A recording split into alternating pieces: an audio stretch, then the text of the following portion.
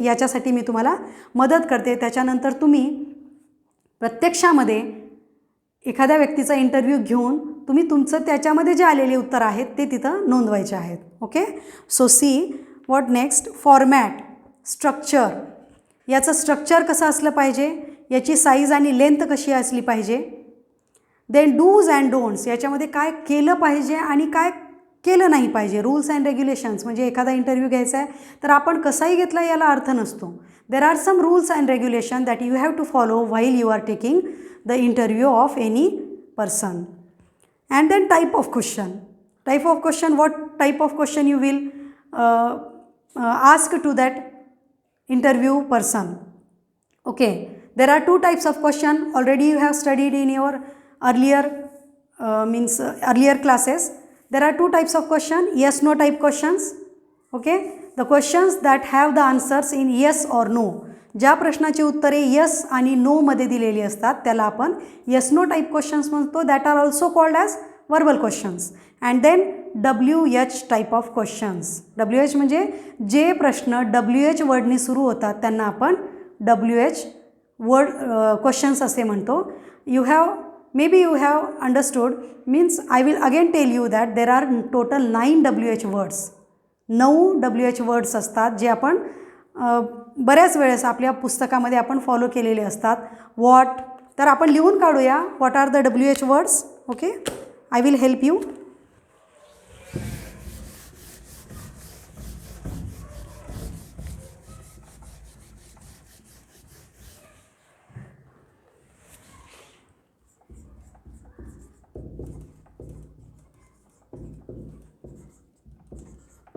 The first is what, second is which, third is who, fourth is why, fifth is whom, sixth is whose,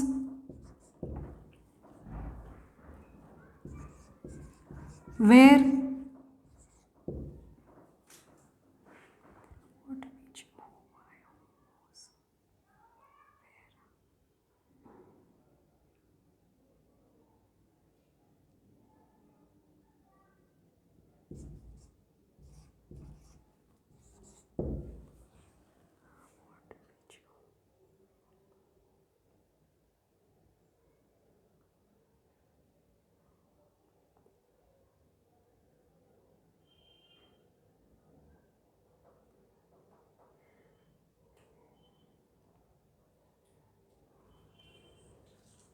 cut करता येईल का, मला एक आठवत नाही.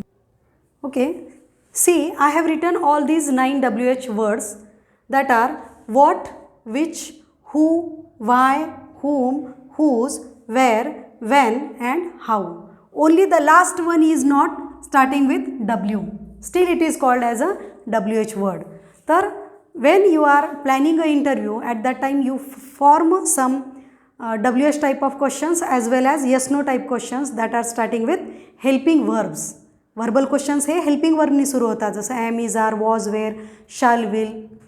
नंतर अशा प्रकारचे डू, डज, डिड अशा प्रकारच्या हेल्पिंग वर्ब्सनी जे प्रश्न सुरू होतात त्यांना आपण यस नो टाईप क्वेश्चन्स म्हणतो आणि त्यांनाच आपण व्हर्बल क्वेश्चन पण म्हणतो. तर अशा प्रकारचे काही क्वेश्चन्स आपल्याला तिथं लिहून काढायचे असतात. ओके, नंतर क्वेश्चन नंबर 6 मध्ये काय दिलेलं आहे बघा. Prepare a set of 10 questions to interview any successful teenager. ठीक आहे, अशा 10 क्वेश्चनची तुम्हाला यादी तयार करायची आहे जे तुम्ही एक इंटरव्ह्यू करायचा आहे. एनी सक्सेसफुल टीनेजर, तुमच्याच वयाचे किंवा तुमच्यापेक्षा थोडे मोठ्या वयाचे सक्सेसफुल टीनेजर ज्यांनी आयुष्यात काहीतरी नवीन चांगलं करून दाखवलेलं आहे, अशा सक्सेसफुल टीनेजरचं तुम्हाला काय करायचं आहे, इंटरव्ह्यू घ्यायचा आहे. आणि त्याच्यासाठी आधीच ॲडव्हान्समध्येच तुम्हाला काही क्वेश्चनची यादी करायची आहे. You may use the following guidelines. याच्यामध्ये खालील गाईडलाईन्सचा तुम्हाला नक्कीच तुम्हाला मदत होईल. बघू आपण काय आहे ते. Standard template for conducting an interview or format. कशा प्रकारचा फॉर्मॅट असला पाहिजे बघा. नेम ऑफ द इंटरव्ह्यू, ज्याचा आपण इंटरव्ह्यू घेत आहोत त्याचं तिथं नेम, सगळ्यात आधी नाव लिहा. नेम ऑफ द इंटरव्ह्यूअर मीन्स त्या ठिकाणी टी व्ही रिपोर्टर वगैरे असू शकतं, तर त्या ठिकाणी आपण तुम्ही तुमचं नाव टाकायचं आहे. Then the third one is topic, personal, recent, sports, business, music, art. म्हणजे तो पर्टिक्युलर ज्याचा तुम्ही इंटरव्ह्यू करत आहात त्यांनी याच्यापैकी कोणत्या क्षेत्रामध्ये नेमकी काही भरीव कामगिरी केलेली असेल. समजा स्पोर्ट्समध्ये तुमच्या मोठ्या वर्गातले काही स्टुडंट्स असतील आणि त्यांनी स्पोर्ट्समध्ये जर काही नवीन केलेलं असेल तर त्यांचा इंटरव्ह्यू घेताना त्या प्रकारचे तुम्ही तिथं टॉपिकमध्ये स्पोर्ट्स असं टाकायचं आहे. नंतर व्हेन्यू म्हणजे स्थळ, कोणत्या ठिकाणी तुम्ही इंटरव्ह्यू घेताय, स्टुडिओ किंवा टी व्ही चॅनलवरती और ऑडिटोरियम हॉल ETC. तर तुम्ही इंटरव्ह्यू कुठं घेताय त्याचा तिथं व्हेन्यू टाका, स्थळ टाका किंवा जागेचं नाव टाका. Then date, time and duration.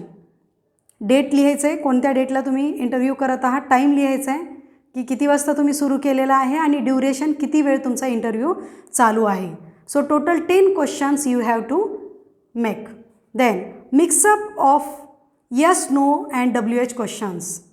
So what is important over here, तुम्हाला या ठिकाणी WH क्वेश्चन आणि yes, no टाईपच्या क्वेश्चनचं मिक्सअप करायचं आहे.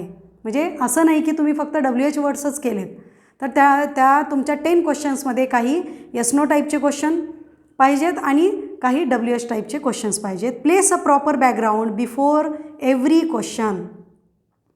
प्रत्येक क्वेश्चन तुम्ही विचारण्याच्या आधी त्याच्या आधी त्यांची घेतलेली तुम्ही काहीतरी माहिती बोलायचं आहे आणि मग तुम्हाला असं का घे वाटलं, तुम्ही असा निर्णय का घेतला, Y you have taken this decision, who motivated you, who is your great inspiration. अशा प्रकारचे प्रश्न विचारण्याच्या आधी तुम्ही थोडंसं त्यांना त्यांच्याबद्दल माहिती घेतलेली बोलून नंतर तुम्हाला त्याच्याबद्दल प्रश्न विचारायचा आहे. Conversation should sound like a real interview. While you are taking any interview it should sound like a real interview. एखादा खरोखरीचा इंटरव्ह्यू जसा आपण टी व्हीमध्ये पाहतो तशा प्रकारचा इंटरव्ह्यू तुमचा वाटला पाहिजे. ॲवॉइड व्हेरी पर्सनल क्वेश्चन्स. आपण ज्यावेळेस कुणाचाही इंटरव्ह्यू घेत असतो आपण त्यांना खूप पर्सनल विचारायचं नाही आणि तिथं फक्त त्यांनी जे सक्सेस किंवा यश मिळवलेलं आहे त्याचा मान राखत आपण काय करायचे असतात, प्रश्न करायचे असतात. कसलेही पर्सनल क्वेश्चन आपण त्याच्यामध्ये विचारायचे नाहीत. Avoid very casual and cheap and vulgar language. Very important. Interview म्हणलं की एकदम स्टँडर्ड लँग्वेज असते, तर याच्यामध्ये आपण कसलेही चीप किंवा वल्गर लँग्वेजचा वापर करायची नाही. म्हणजे कोणतीही घाणेरडी भाषा आपण त्याच्यामध्ये वापरू शकत नाही.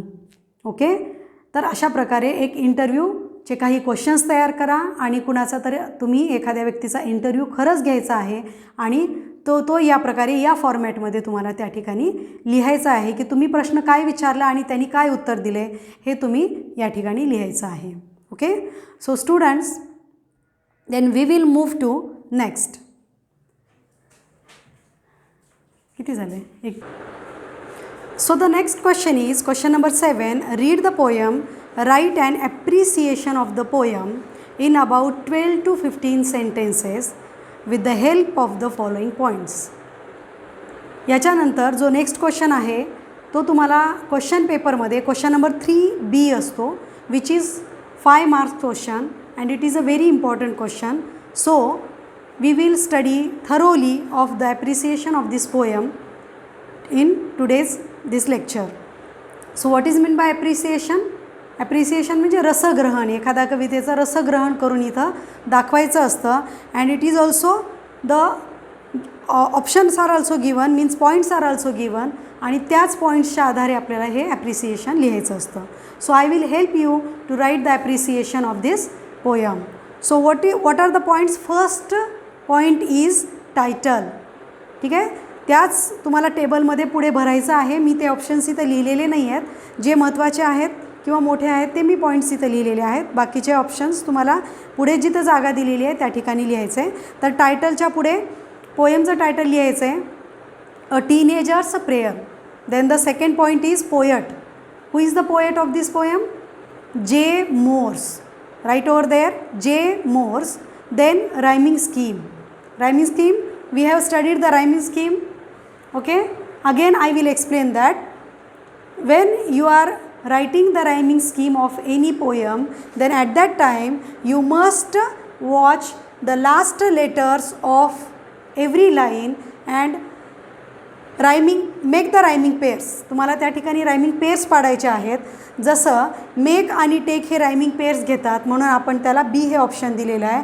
Beginning is not matching with any other line, so the option A is given and the B option make and take are the rhyming pairs and choose is not rhyming with any other line, so the option C is given over here. So the rhyming scheme of this line or of this stanza of this poem is A, B, C, B. Okay, then your favorite line, which is your favorite line in the poem? या पोएममध्ये तुमची favourite line कोणती आहे? म्हणजे प्रत्येक विद्यार्थ्यानुसार favourite line वेगवेगळ्या असू शकतात.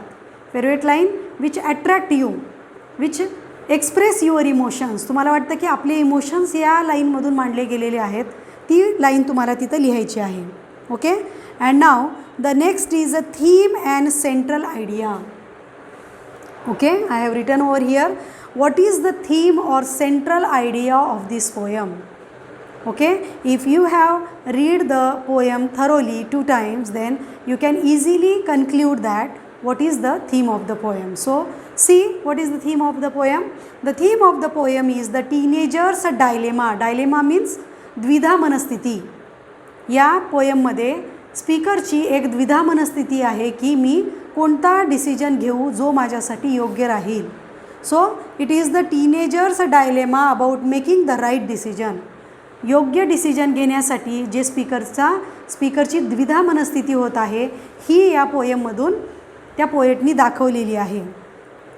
Then the teenager thinks that it is a great responsibility to take the right decision and a wrong decision may ruin his or her life. या पोएममध्ये काय सांगितलेलं आहे? टीनेजरला वाटतं की it is a great responsibility to take the right decision.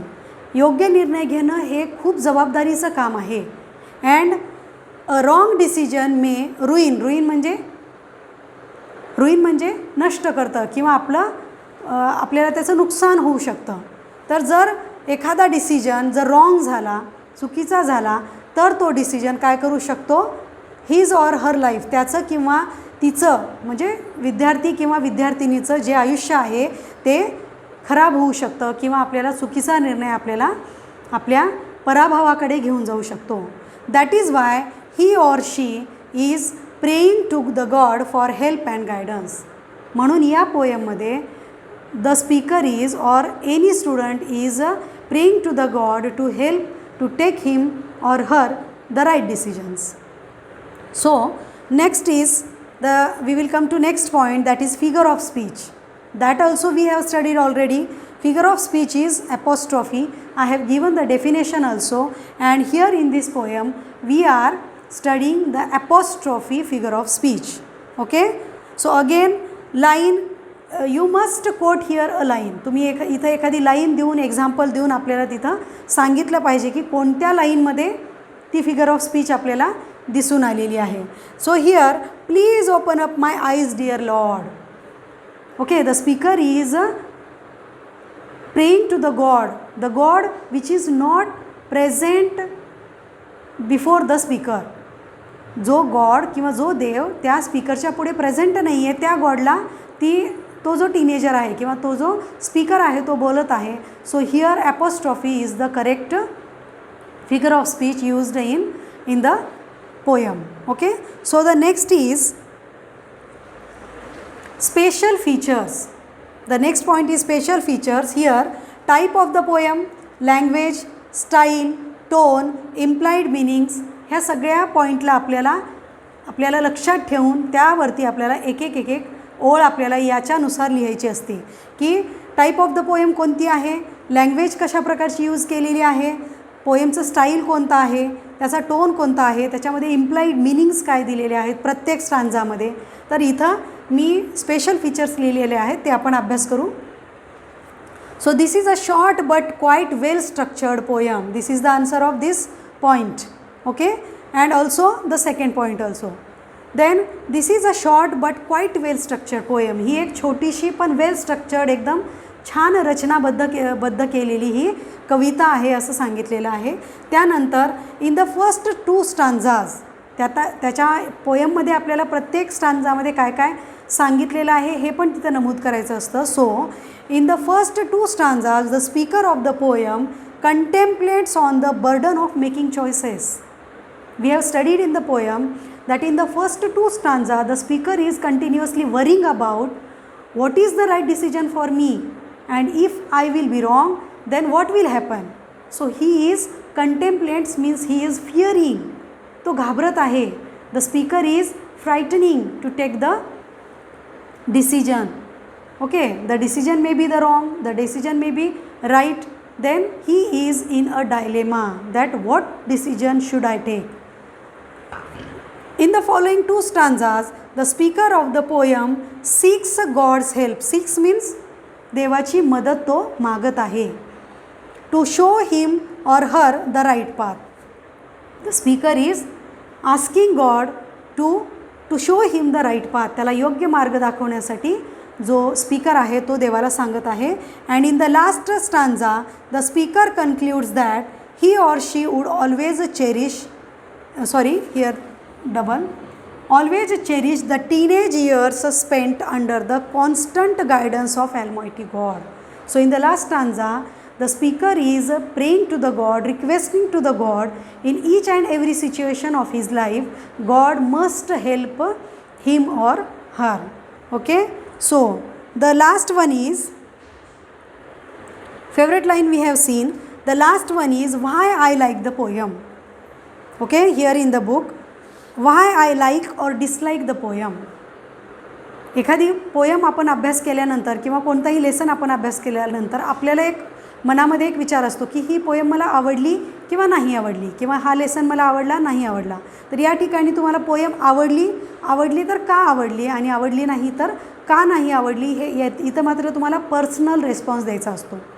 Okay, here you will write your personal response here in this point. Okay, so if you like the poem, why you like the poem, you have to mention it.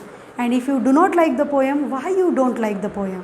But I think it is a very good and it is a very inspiring poem. So you can write that I like this poem because it is a very inspirational poem. It gives you inspiration and it helps you to take the right decisions in your life. So in this way you can write the appreciation of the poem, which is your question number 3B in your exam paper. Okay, so I think this will help you a lot. You must write the appreciation of this poem, and this is your today's homework. So I hope that you will complete your homework. Thank you students.